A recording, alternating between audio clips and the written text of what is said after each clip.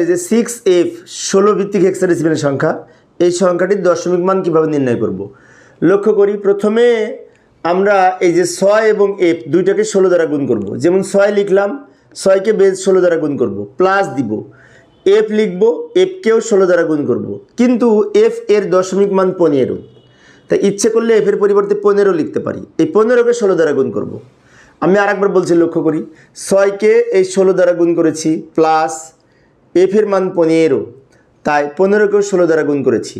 পরবর্তীতে এই 16-র উপরে পাওয়ার হবে, এখান থেকে এই 16-র উপরে পাওয়ার হিসেবে লিখব 0, এখানে 1, এইভাবে 16কে পাওয়ার 1 করে 16 হয়, তাকে 6 দিয়ে গুণ করলে 6 16 96 যোগ 16কে পাওয়ার 0 করে 1 হয়, 1কে 15 দিয়ে গুণ করলে 15, 96 আর 15 যোগ করে 111 হয়, এবং 111 সংখ্যাটি এই দশমিক সংখ্যা, তাই ব্র্যাকেট দিয়ে ভিত্তি হিসেবে আমরা 10 লিখেছি।